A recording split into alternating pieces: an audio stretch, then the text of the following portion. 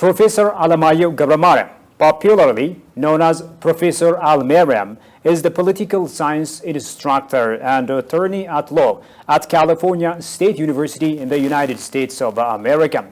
He's one of the Ethiopian expats that have responded to the Great Diaspora Homecoming Challenge, and he's my guest today in this edition of Addis Dialogue. With it, I'm Shifara Olako, and do stay with us.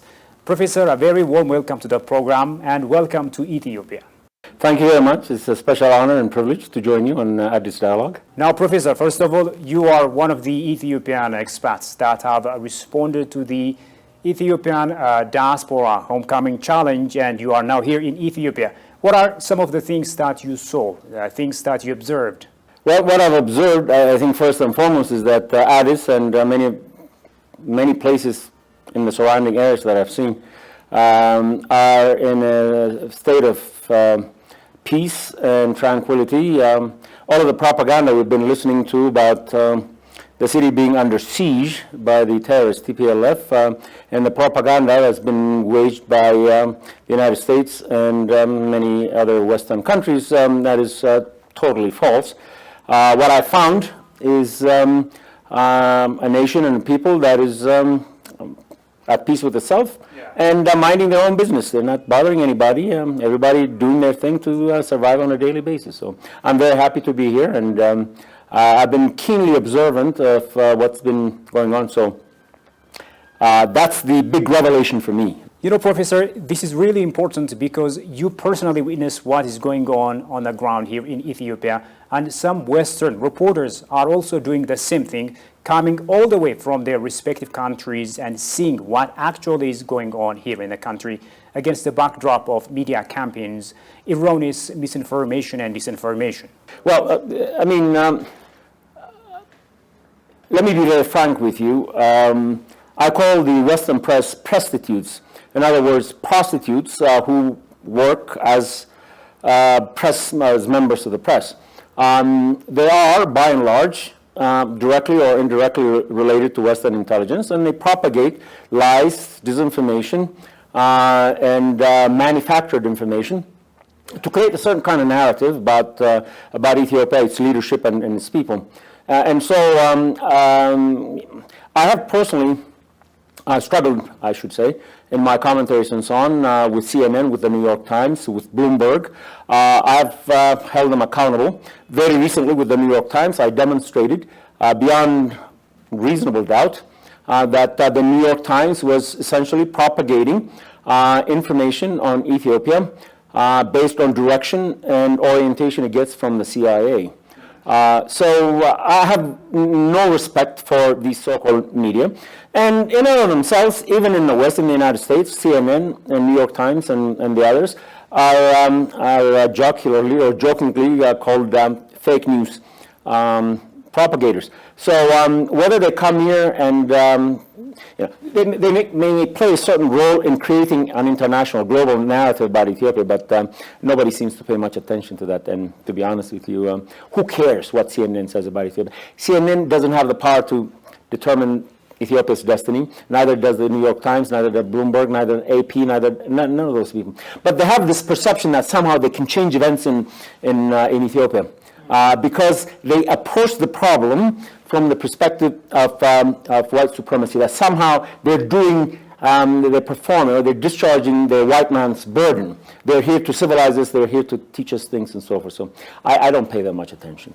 Now, despite the vociferous call, if you will, by the Ethiopian diaspora, Friends of Ethiopia Africans, against the double standards by some in the West, the incestuous relationship between the TPLF and the United States of America has continued and abated, with the TPLF calling on the United States of America to still sanction yet another imposition on this East African nation.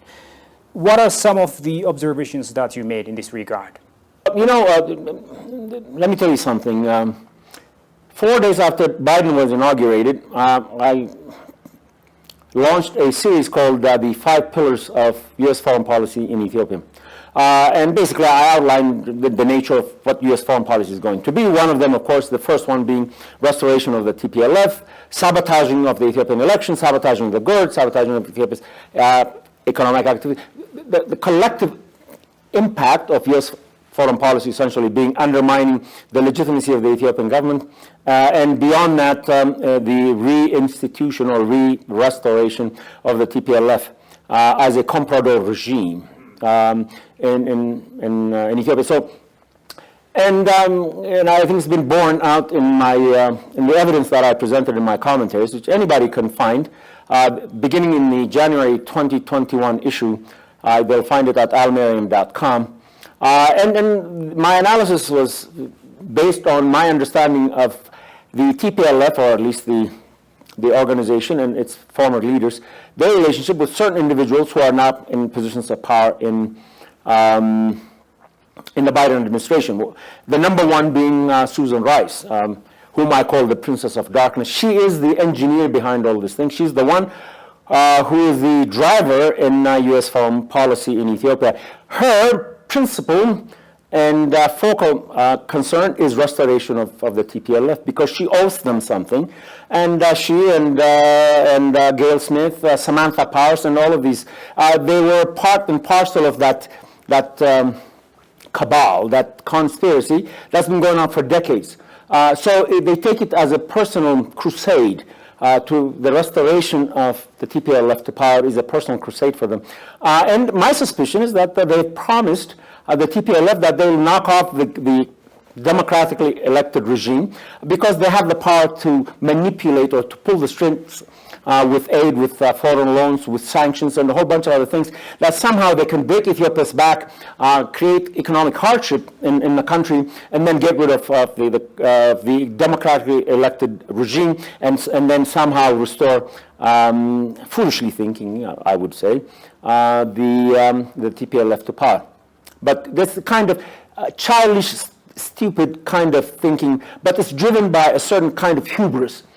Okay, the kind of feeling that, these Ethiopians are really basically savages. They're nothing, and so we can sit in at the State Department or in Congress and run them by remote control. They simply don't understand this. They simply do not have an appreciation of our historic evolution as a country that has lasted for 3,000 years without ever being colonized and all that. So that's the way I look at it. Many say Biden's administration against Ethiopia is not only flawed, but also misguided. What are some of your observations, your scholarly views of the Biden administration? Biden, I think, he's got a lot of domestic problems. He's got problems with Russia, China, and things of that, so he couldn't care less what happens in Ethiopia. I think gradually he's beginning to realize that there may be circumstances where U.S. interests in Northeast Africa may be compromised and things of that sort. But they try to kind of confound that issue by saying, it's about China and China's role and so forth in Africa, or it's about the strategic position of U.S. forces and so on and so forth. What I think the U.S. needs to do to improve the situation is that they need to apologize to the Ethiopian government and say, we made a mistake. There's nothing wrong in acknowledging mistakes. Okay, and all of the stuff that we, trying to pull, all of the pressure, the economic, the sanctions. Take AGOA for instance. Yeah. AGOA benefits some disadvantaged women, largely in rural areas, where these factories have been established and so on. What do they have to do with warfare and intelligence and politics and so on? They have nothing to do with it. So why is the U.S. using that as a cudgel to beat all Ethiopians? I don't know that. I don't know the reason for that. But it is part of, you see, when you're a superpower, you're filled with hubris. It's like, I can do anything that I want. Ethiopia is just a nothing, Kissinger used to say that about North Vietnam. He said, this fourth-rate power cannot possibly resist the might of the United States. And somehow we'll crush them. The thing is, there's an old saying, I think it was Mark Twain said it, it's not the size of the dog in the fight that determines the outcome, it is the size of the fight in the dog. You may be a small dog, but if you have that fight, you will not be defeated. You may not win, but you will not be defeated, and that's the kind of thing that they have. The U.S. needs to recognize, in my view, that Ethiopians are very different. I'm not saying they're better than anybody and so on, but there is something called Ethiopian exceptionalism, which explains why they've never been dominated or colonized by white people at any time. Italians tried it twice, they didn't make it. The British tried it, it didn't work. Okay? Ethiopia is a poor country, all of those things being, equal. So if they want to continue bilateral relations and so on, it's just a simple step of apologizing. And then coming to terms with the facts on the ground. This AGOA nonsense that they've suspended, by the way, personally, I don't give a damn about AGOA, okay? Because I don't believe that any country should be in a position to determine the destiny of another country by saying, I will give you aid, or I will not give you aid unless you do this, okay? Or I will withdraw this benefit, or I will not withdraw this.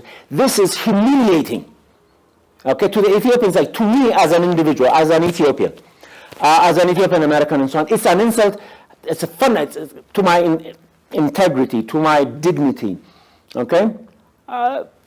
Keep your damn AGOA on. In fact, I told them time and again, I said, take your AGOA and shove it. The hashtag No More movement has been going on across the globe by Ethiopians and friends of Ethiopia. However, this is going on, many say, in a fragmented way, and it needs to be institutionalized.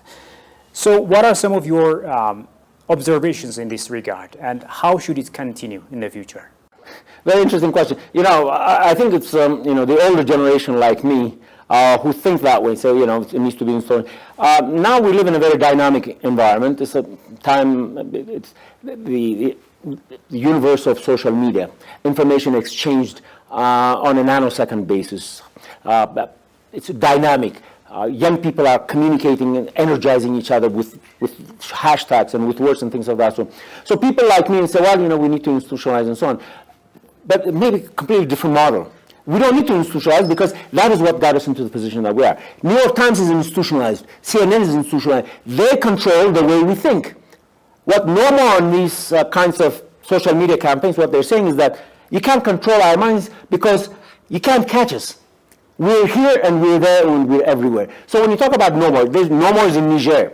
Kick out the French. No more is in Mali. No more is in Latin America. No more is in Jamaica. It's everywhere else. But what is the meaning of that campaign? The meaning of that campaign is pretty deep and pretty complex in my view. What they're saying is there's a larger message of no more neocolonialism, no more perpetuation of white domination, white supremacy. That's the message.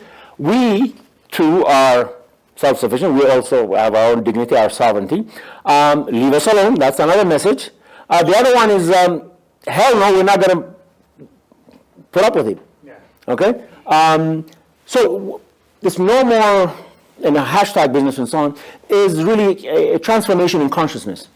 Young people are now recreating a consciousness which says that we can now define our reality, and our reality is defined in terms of what we say to our immediate circumstance, and that is a response of defiance, a response of simply saying that we don't accept your narrative, we have our own, and we're going to expose you. No more of your lies, no more of your shenanigans, no more of your exploitation, no more of your domination, no more white supremacy. There's a lot of stuff that comes after no more. They're just the beginning of the sentence. You can put whatever you want at the end. So this is better this way, it is better this way. Yes, and it has to be. Many agree, considering the TPLF's effective mobilization of anti-government rhetoric among the West, coordinated media attacks, as well as backdoor diplomacy, that Ethiopia failed to do enough to counter the barrage of insults, if you will, undue pressures and arm twisting coming all its way. So, Professor, has Ethiopia failed, in your view, to match its enemy in its diplomacy? That's a fair question. The TPLF has stolen billions. That's documented. I don't need to get into that. Now they're deploying those resources to hire lobbyists, to hire lawyers and so forth, and to buy influence in the Biden administration. But not necessarily do that to do that. They've already have their molds, their inside people in there, like Susan Rice, Gail Smith, Samantha Parsons, things of that sort. So they already have those in critical positions of power and so forth. So the real question is, let's assume under ideal conditions, You have, the Ethiopian government has unlimited amount of money, and they could hire the lobbyists and the lawyers and all of that. And so would it really make a difference? My answer to that is very unlikely that would make a difference. And the reason it won't make a difference is that the lobbying business works in terms of influence peddling. And what that means is that access is what determines. Susan Rice has access to the ears of Joe Biden. You may be the most famous lawyer, whatever it is. When the two of you talk, the one who gets to listen to is going to be Susan Rice. So it's an unfair criticism against the government. Now, I'm not trying to absolve the Ethiopian government from what it needs to do in terms of public diplomacy, in terms of lobbying, grassroots advocacy, and things of that sort. But it is not going to be decisive in that because the game, it's already gamed. Okay? The outcome is rigged. So, I mean, you can go and talk to Senator X, Y, and Z and so forth, but is that going to make a difference? No. So, to criticize the Ethiopian government and say, well, if they had done this and if they had done that, I don't think so. Let me tell you, I was an official lobbyist, not for any particular government, but for the California University system, for 4 years, registered lobbyist. I know how the inside game works. I played it with big boys. Okay? I know the inside tricks and things of that sort. I'm not just merely an academic who looks at these things from, I've taught American government and all that kind of stuff. But so I know the internal mechanics. So what you're asking me is that would it have made a difference had they obtained the top lobbyists and so on? No, it would not have made a difference. But that does not absolve them from saying that to organize, actually, it is not only the job of the Ethiopian government, because the Ethiopian government doesn't have the money to spend, $1,000 an hour to hire lawyers in America and things like that. So this should be the job of the diaspora to be able to organize. In fact, we have. It's called APAC. To hire lobbyists and so on, and then to do it our way. Not the Ethiopian government doing it, but this is our cause.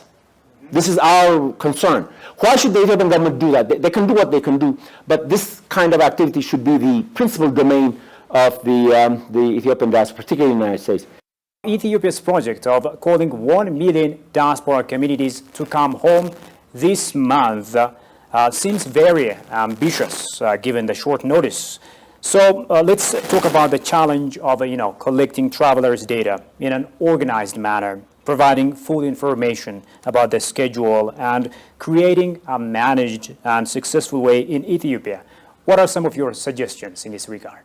That is historic. The reason it's historic is that for the first time, Mother Ethiopia is calling us to say, come home. My children come home, as I say. But there's a broader context to that, and that is somebody else is saying, leave Ethiopia. Okay, Ethiopia is about to implode. Ethiopia is going to hell in a handbasket and things of that sort. Well, my personal position is that Ethiopia has only one question to ask. Love it or leave it. There are others, her children, me. I love Ethiopia, I'll come here. Yes, I have American citizenship and so on, but I'm Ethiopian also. I was born here, my parents. Okay, so I love it, I'll come. Those who don't want, they can go back. So what we're talking about here is, in the broader global context, is that Ethiopians are now gaining the awareness in a very sharp and focused way that their country needs them. Okay, I came because Ethiopia needs me. I didn't come as a tourist. There's something I can do. What can I do?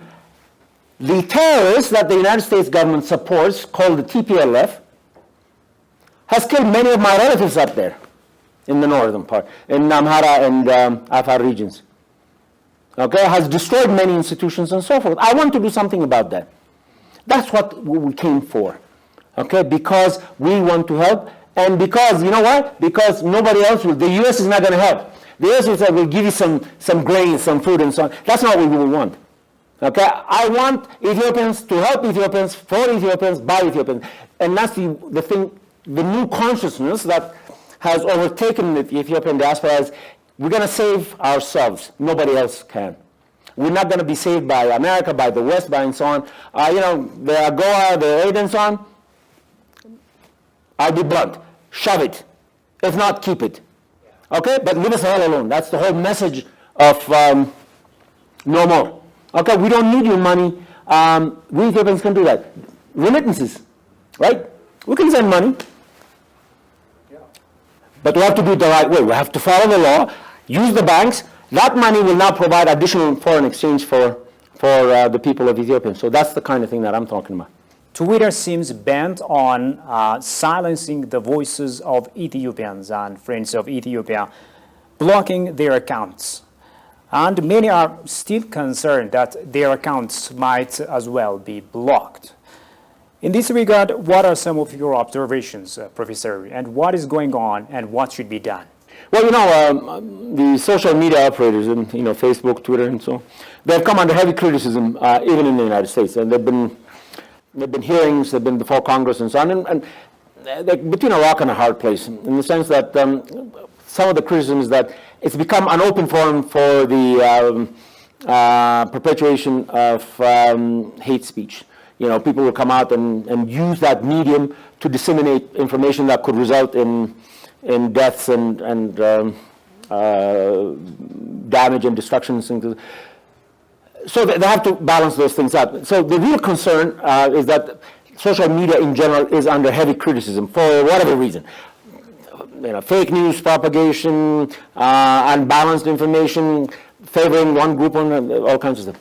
What is interesting for me, and I have not been able to gather the evidence, is that certain very effective kinds of accounts on social media, like Twitter and so forth, have been sanctioned, have been either suspended or banned or things of that sort. And my question is that something that's been directed by forces within the U.S. government, or is it really simply a violation of the rules? Now, some of the evidence that I've seen in terms of potential violations of Twitter policy and things of that sort, I didn't see that there. And the reason for that is the policy is written in such broad language. It allows for a great deal of subjective determination. So the people who are administering the policy say, oh, well, we think this one violates it, we think that one violates it. And there's no appellate process. So you can't go through an appeals process and say, let's litigate this thing. It's discretionary, it's random, it's really non-appealable, and so what's the underlying logic, what's the underlying idea in it? And that is self-censorship. They want people not to cross that invisible red line. Okay, you don't know if you crossed it. You use one word and then you're suspended, or your account is suspended for violating the policy and so. So what they want to, I think, encourage is a kind of self-censorship where people will be afraid to express themselves. Now, I'm not saying that fake news and disturbing news and speech that promotes violence and so on does not take place on social media. But I think what is necessary is to have a balanced approach where. Here, let me give you this example. For instance, the terrorist TPLF supporters propagate all kinds of fake news and violence and things of that sort. Well, those accounts, by and large, they do get, some of them get nipped, but by and large, many of those accounts are not suspended and things of that sort. So that raises a question. Is there kind of a double standard here, which raises a broader question whether or not either through policy or through some other mechanism that we may not necessarily be able to identify overtly, whether or not, there's a built-in bias or favor of the TPLF versus other forms of expression, basically anti-TPLF and even U.S. support for the TPLF and things of that sort. So I'm kind of conflicted on that. I'd like to see a balanced approach on that. But the other good thing is that you can open another account and then build up, ramp up with your followers very, very quickly. What is your message to Ethiopians residing here and abroad in the midst of all these challenges? Well, I have three messages for Ethiopians. Love it, and love it. And those who don't like Ethiopia, leave it, and leave it. And, Bakka no more. Leave us the hell alone. Let's take ownership. Ethiopia runs in our blood. We may take citizenship or whatever we may take citizenship, but it is something you can't, it's in your DNA, Ethiopianet is in your DNA. Ethiopianet means dignity, human dignity. That's one pillar of Ethiopia. It means sovereignty. It means unity. And because all of these things bring the people together. We are one people. As you know, I don't believe in ethnicity, all that kind of stuff. And as long as we maintain our unity and togetherness, then there's only one enemy that we have, and it's called poverty. And we have a solution for that. It's called prosperity. And we will win that victory. Well, Professor, thank you so much for your wonderful ideas, and I hope you will enjoy your stay here in your home country. Thank you very much, and again, thank you for inviting me. Well, dear viewers, with that we come to the end of today's program, and many thanks for your company so far. Until I see you next time with yet another program, it's goodbye from me, Shifara Olako. Bye-bye.